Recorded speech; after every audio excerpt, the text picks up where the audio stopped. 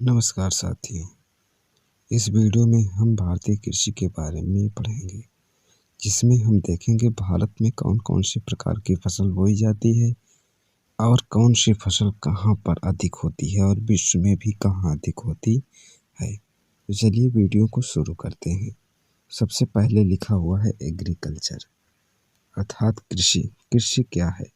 India is an agriculture country. Bharat एक कृषि प्रधान देश है।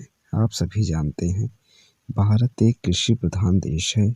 क्यों? क्योंकि यहाँ की 55 से 65% पॉपुलेशन, जनसंख्या डिपेंड ऑन एग्रीकल्चर, कृषि पर निर्भर है।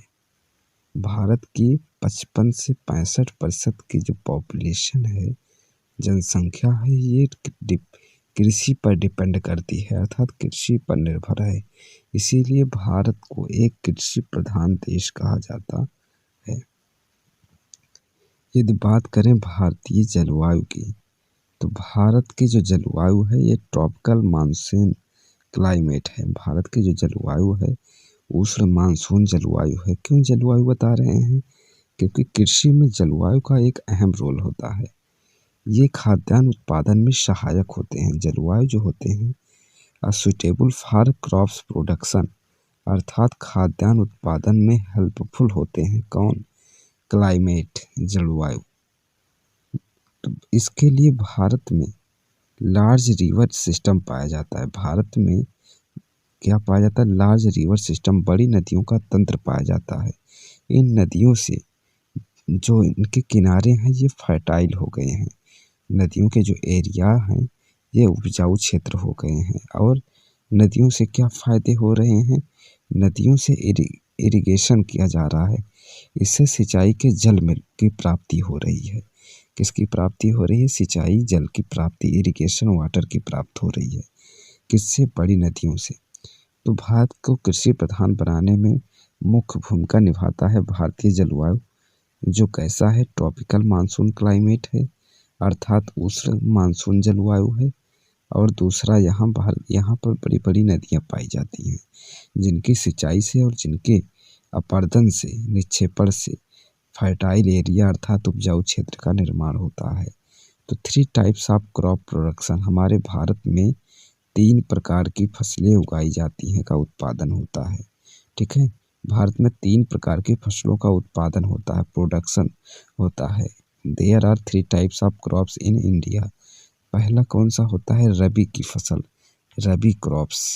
सेकंड कौन सा है? खरीफ की फसल, खरीफ क्रॉप्स। और थर्ड है जायद की फसल, अर्थात जायद क्रॉप्स।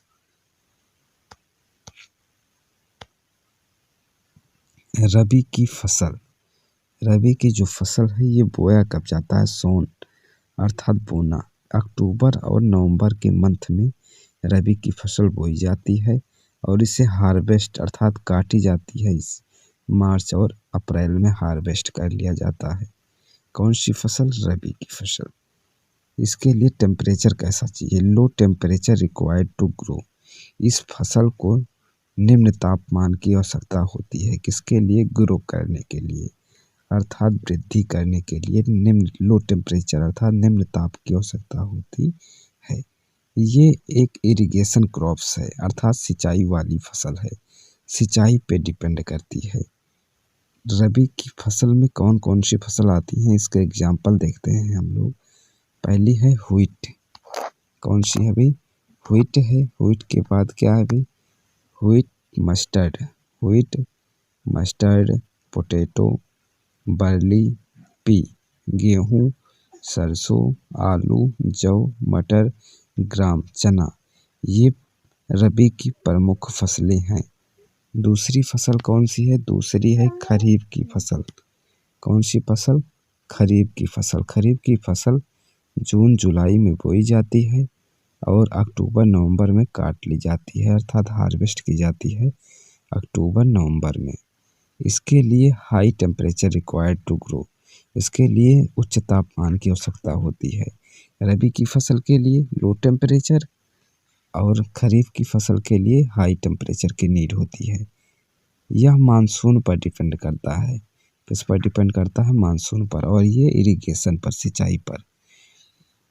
खरीफ की प्रमुख फसल कपास, ज्वार, बाजरा, मक्का, जूट, तंबाकू, मूंगफली तथा धान है। आगे देखते हैं जायद की फसल। कौन सी फसल? जायद की फसल। तो जायद की फसल मार्च में बोई जाती है और जून में काट ली जाती है। इनमें ग्रीन वेजिटेबल आते हैं। जायद की फसल में ग्रीन वेजिटेबल अर्थात हरी सब्जियां आती हैं, जैसे तरबूज, खरबूज, खीरा, ककड़ी, करेला, टमाटर। ये सभी किसकी फसल है? जायद की फसल है।